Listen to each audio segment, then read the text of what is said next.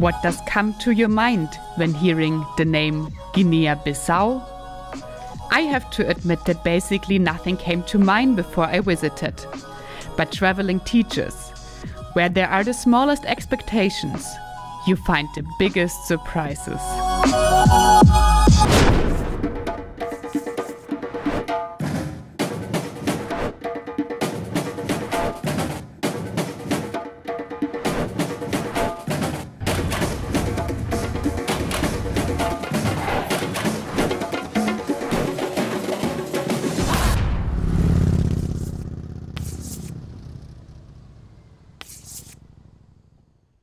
After the Gambia, we had to cross into Senegal again, and from there we took the fastest way over the border to Guinea-Bissau.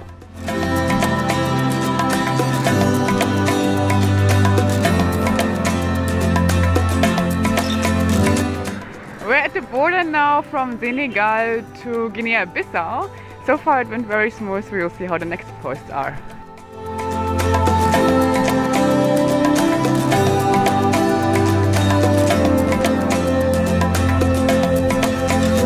The border crossing to Guinea-Bissau was easy and friendly, and our first impression didn't fool us. We realized quickly that Guinea-Bissau is one of the most untouristic and laid-back countries we visited so far.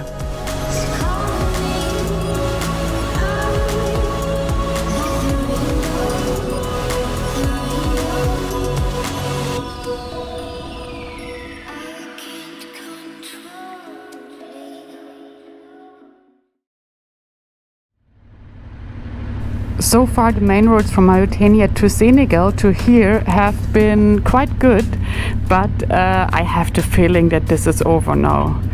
This here is one of the most important connections of the country. It's the road to the capital Bissau, and I have already renamed it. I call it the Bissau Autobahn.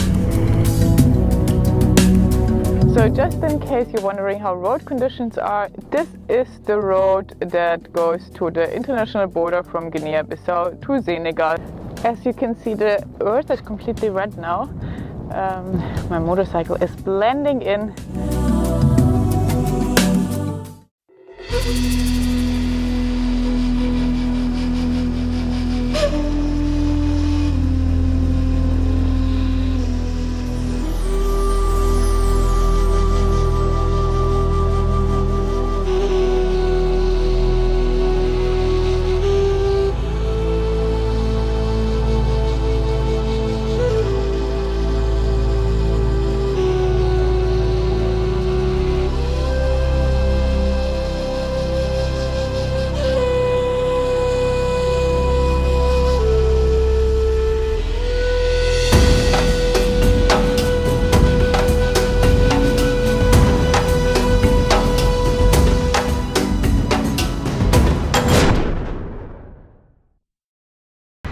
We are now driving to the capital of Guinea-Bissau, which is, you could have guessed it, called Bissau. And we have to apply for our visa for Cote d'Ivoire again. That was denied to us in Dakar, so fingers crossed that we will get it this time.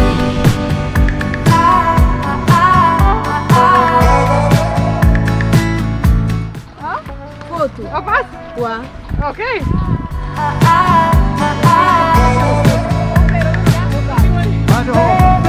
So at a little stop you meet everyone, especially a lot of girls playing football. The dreams of you and me. Not only these girls are into soccer.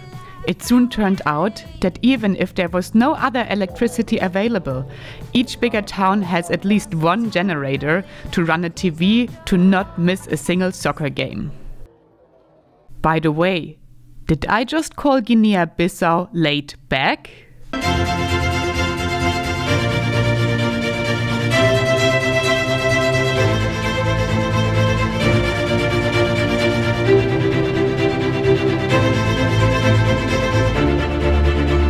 Bissau is the capital of Guinea-Bissau, and it has over 400,000 inhabitants. Its infrastructure has been widely destroyed in the civil war in 98-99, and there is no public supply of water or electricity. It's one of the last capitals in the world that is mostly dark at night and therefore doesn't cause light pollution. We are for an embassy run now, the last until Freetown in Sierra Leone, because we're getting now our Cote d'Ivoire visum, hopefully. So, fingers crossed.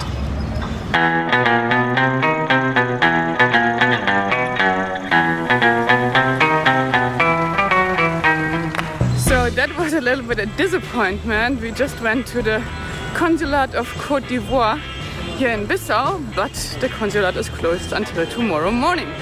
So I guess we have to spend another night here. Turned out we waited in front of the wrong building the day before. How could we miss this? Maybe because this sign was too obvious. So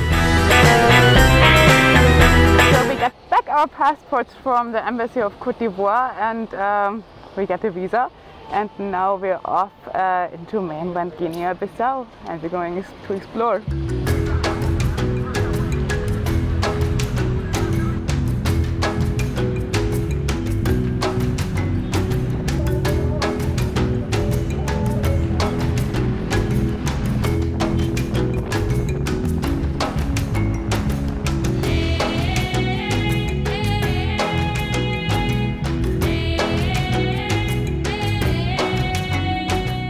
When arriving in a new town, there are normally 5 steps I always follow.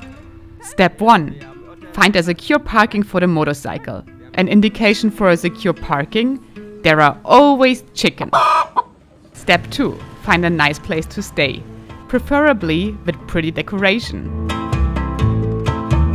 And a balcony. And a bucket shower. Step 3. Have a stroll when the sun starts to go down. Step 4. Find the best chicken in town.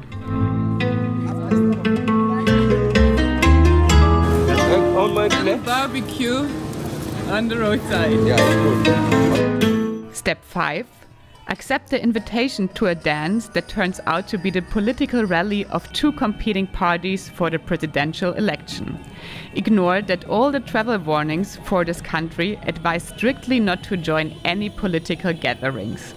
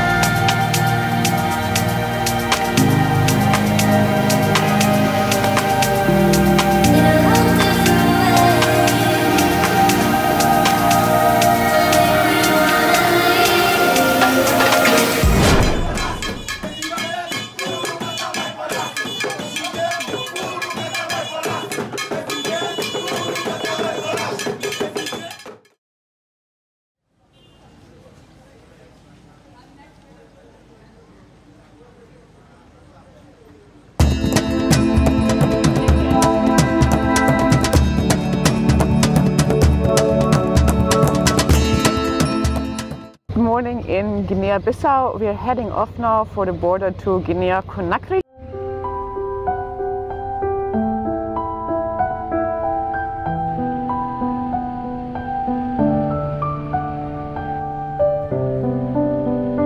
There's some stains on your photo,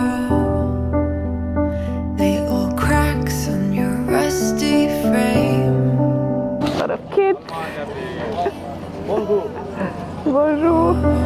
So this is basically the last minutes in Guinea-Bissau. We just stand out here at this little customs hut and now we're going to Guinea-Conakry.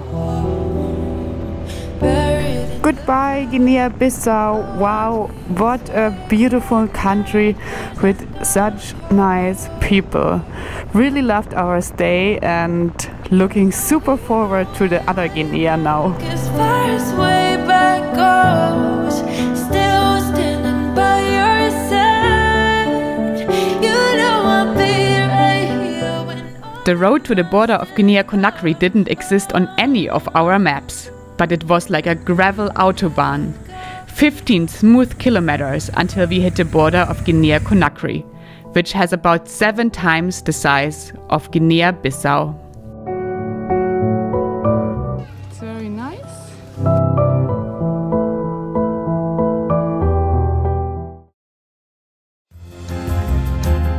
Thanks for joining the journey. The next episode will take us to hand-pulled ferries, tough roads, and Guinea-Conakry's best-kept secrets.